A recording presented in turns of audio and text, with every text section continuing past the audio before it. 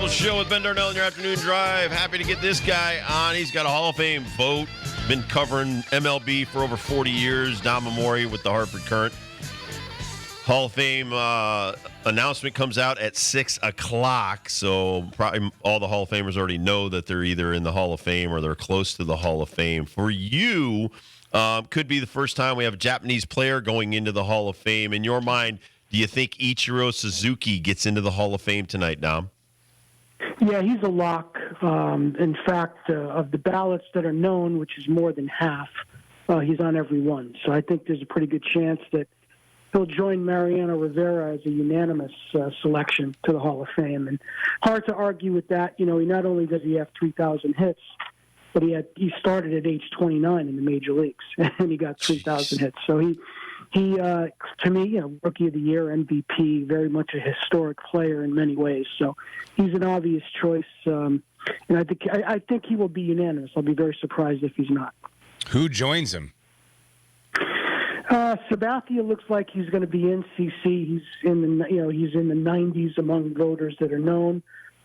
Billy Wagner is close to 90% now, and he's netted. He's gained votes. People who didn't vote for him last year have voted for him this year at a pretty good clip. So I think it's pretty clear that Wagner's going to get in. And right now, Beltran has gained 24 voters who didn't vote for him last year have voted for him this year. If that trend holds up, he could be the fourth guy to get in, Carlos Beltran. So I think you're going to see those four. I think Andrew Jones is going to fall a little bit short, but he's very much gaining as well. So those are. But I think Ichiro for sure, Sabathia for sure. Sure looks like Wagner for sure, and I would say Beltran's a good possibility. Dom, what about Andrew Jones? I mean, a lot of people have been talking about him. Will he make big gains this year, or does he get in this year? I don't think he gets in because he's around 72% of the known ballots, and usually the people who don't make their ballots known are the more curmudgeonly voters who might not vote for him. So I would think he falls in the 60s somewhere. But once you're in the 60s, you have a pretty darn good chance to get in eventually. He's still got time. And, you know, next year's ballot, I don't think you have any real slam dunks coming on next year. So I think that if he doesn't make it this year, I think he's certainly at the front of the line for next year. How do I put this? Because I don't want to call them steroid guys. Questionable guys. I always love talking to you this time of year about these questionable guys. And number 4 on the percentage list last year is Mr. Questionable himself, A-Rod. Just above him, Manny Ramirez. And I get that. I understand that, why A-Rod's above Manny. But then Andy Pettitte, all the way down there on the list, trying to get some votes, trying to politic for himself. Why, in your head, and I know you're trying to speak for some of the writers here that make their votes, why do those two get more love than Andy Pettitte for pretty much the same offense? Well, I think Andy Pettitte's a guy who is, his involvement in his link to the steroid scandal, for me at least, is just not the same as the other guys. You know, he was found or admitted to have used HGH at a time when it was not a banned substance. Essentially, Andy Pettitte took a prescription drug without a prescription. So to me, that doesn't rise to the level of somebody who should be kept out of the Hall of Fame. Now, there are people, though, who will say, okay, he was mentioned in the Mitchell report, he's part of that group, so he doesn't get in. And then there are a lot of people who would say, well, you know, he wasn't a great pitcher. He was just simply a guy that profited from pitching for the Yankees. And, you know, we've had this discussion a million times. That whole Yankee team is full of guys that people want to say they're only good because they were with the Yankees. So, you know, maybe the Yankees were really good those years because they had them. So, I know, to me, I look at Andy Pettitte's win totals, his workhorse nature, and the fact that he also pitched Houston into a World Series. People forget that. Right. And, of course, he won more postseason games than any pitcher in history, and a lot of those were really clutch games that turned series around. So, for me, he was a yes. But I think there are people who hold both the steroids against him and people who don't think he rises to the level of, you know, guys who've won Cy Young awards and were you know, number one pitchers in the game or even on their team. So I understand why people don't vote for him, but he gets a yes from me. A-Rod and Manny are no's for me, as I've explained before, simply because I voted for Bonds and Clemens. They did not get in, and if those guys are going to be kept out, then I don't think these two should be in. So that's my logic there. If the Veterans Committee turns around the next time around and puts Bonds and Clemens in, I'll vote for Manny and A-Rod as well. As far as why one gets more votes than the other, I have no idea. I know you're a historian on the game. You've written a book about the early days of the New York Yankees, which is a great book, by the way. People should go get it. Omar Vizquel, 11-time Gold Glove winner, didn't make as many All-Star teams as Ozzie Smith, but he has a lot more hits, a lot more home runs, and played in an era of like A-Rod and Jeter, Nomar Garcia Parra, a lot of great shortstops in his day. And I know, having played against Ozzie Smith, how good Ozzie was, and he took Gold Gloves away from Barry Larkin, my own Hall of Fame shortstop. So your thoughts historically? We've got guys like, Bill Mazeroski is in the Hall of Fame, not as good a glove man, a great defender, nowhere near as good a glove man as Omar Vizquel. Yeah, I mean, the thing that hurts Vizquel, well, there's two things. Obviously, his off-the-field issues are a little bit different than some of the other players who have off-the-field things. And that's certainly, that's made me somewhat reluctant to vote for him. But I have an open mind. He's got more time left. But he's a guy that, his resume is there.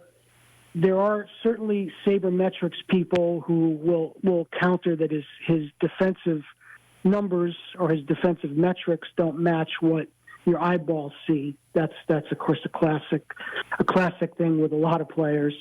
So that I think pushes a lot of voters off him as well. But no, I tend to agree with you though. If strictly on the field, he probably should be a Hall of Famer, and he's somebody that I'm going to very strongly consider switching and voting for him in the future. Not this time around, but I'm open-minded on voting for him. It's just that those, the off-the-field stuff that he was involved in, it's kind of hard to ignore. I mean, even though I don't like to consider off-the-field stuff, I think what we're talking about with him is a little hard to ignore. Did you vote for anyone other than Ichiro or CC Sabathia that is on the ballot for the first time? On the ballot for the first time, I did vote for Felix Hernandez. I thought long and hard about it. His peak was not long, but it was very, very high level. And I went back and forth on it again and again and again, but I decided to go ahead and vote for him. So he was my other first-year guy. I voted for 7, Beltran, King Felix, Andrew Jones, Andy Pettitte, Sabathia, Ichiro, and Wagner. I was very close on Vizquel. I was very close on Chase Utley. And I was, I kind of went back and forth on King Felix and ultimately went for him. So that's where I am, right now. Andy Pettitte, by the way, gained 22 new voters this year. So he's starting to gain some traction and may get up closer to that 40-50% mark where maybe more people start to jump on the bandwagon next year. So some of these guys who have time, next year is going to be their time because there just aren't a lot of first-year guys jumping on there next year. Listen, just like I was an advocate for Burt Blyleven, I'm like that with Andy Pettitte. This guy's a Hall of Famer. He should have been in there before a lot of other guys that got in there. His postseason resume, like Schilling, should put him in the Hall of Fame. Right. I think Schilling will get in with the veterans. Let's get to a couple of the catchers. Ben and I were talking about this off the air. First time on the ballot, Brian McCann and Russell Martin. I don't think they'll get in, but I think they were exceptional players in their day. Especially Russell Martin had an unbelievable career that maybe because he's Canadian, he didn't get the fanfare he deserved. Well, both of those guys, in fact, actually they're in danger of falling off the ballot and not getting 5%. But, in both of those guys, when I took a look at them, the two guys that maybe stick in my craw a little bit that are not in the Hall of Fame are Thurman Munson and Jorge Posada. 100%. Jorge Posada had as many home runs or more as McCann and was off the ballot quickly, didn't even get to 5%. And Thurman, if WAR is your thing, Thurman Munson had a very high WAR, career WAR in only 10 years compared to those two guys. So I just feel like if Thurman Munson and Jorge Posada not only are not in, but then you have never even come close to getting in, then I had a hard time getting over the finish line with those two guys. That was my, comps are not perfect. There are always going to be guys that are not in that should be. And you could say, well, why did this guy go in? And the Veterans Committee put people in like Mazurowski that were controversial. Does that force us to change our standards? That's another debate for another day. But I just looked at some of the catchers who were not in there, and I couldn't see voted for these two guys. That's at least that's my logic. But that's why we have you on, because you nailed it right there. Thurman Munson had a 46 WAR, higher than Martin, higher than McCann. Mm-hmm. McCann's only got a 32 WAR. Saw that. Had 282 home runs and 1,000 RBI. How can you say that's not amazing, the stats that Brian McCann put up there? Holy crap. Yeah. That's a hell of a career, dude. Let me give you some stats. Let me give you some stats to just tell people who this guy is before I say his name. I'm talking about an MVP who was Rookie of the Year, 2-time World Series, 4-time Gold Glover, 4-time All-Star, career .299 hitter, and a WAR of 51 plus. Dustin Pedroia, where's he fall on your list as far as next year? Yeah, I mean, he's another guy I did take a look at. Again, his peak was short, his career was cut short. I may, if I vote for Utley, I would probably vote for him too. I would say that might be where I go. But again, I think he's somebody that he's certainly on. He's not somebody I rejected out of hand. I mean, there are a lot of middle infielders who are not in, but especially from way back, a lot of middle infielders who didn't get their due when they were on the ballot. But yeah, Pedroia, obviously, that MVP and the Rookie of the Year and the championships, that should carry a lot of weight. And he's somebody he certainly merits consideration as he gets more years on the ballot. Hopefully he will stay on the ballot and get more.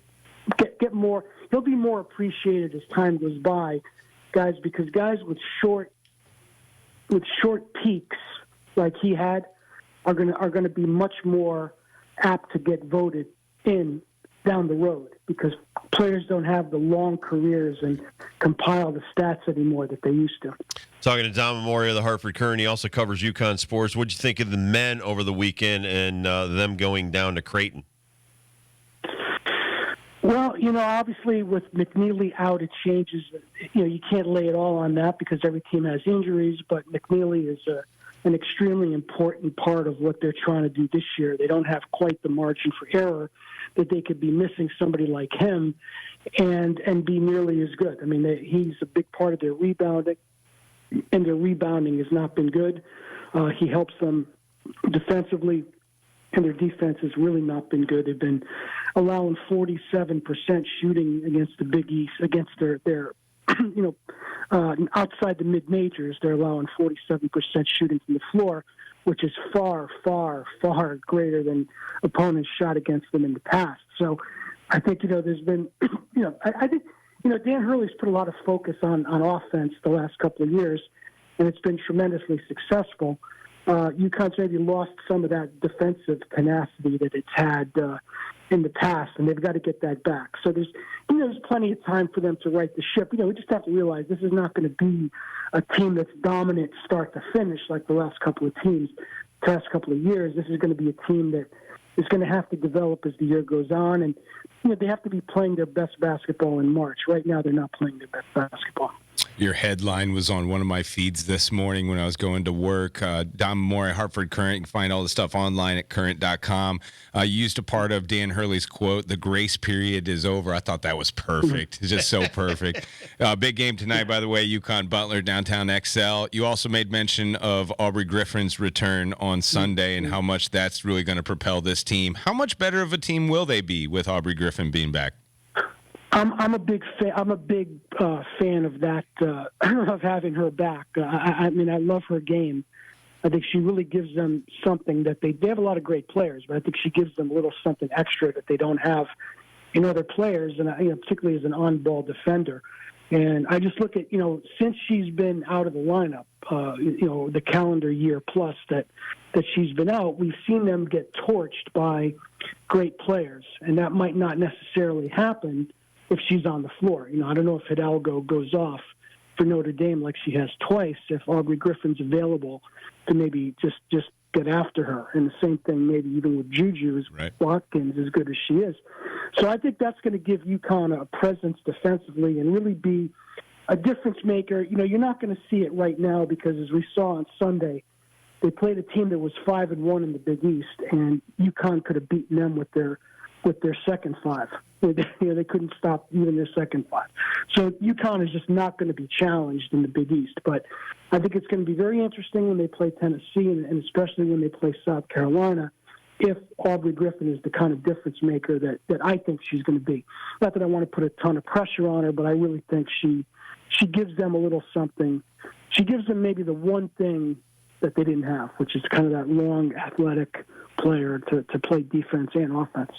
Go find Where Books Are Sold, a franchise on the rise, the first 20 years of the New York Yankees by Dom Amore. And Dom, you're one of our favorites. Thank you, sir.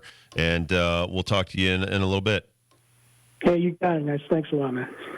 Take a quick break, come back, do First Dibs question of the day. And don't forget, David Benedict, UConn Athletic Director, will join us at 4:25.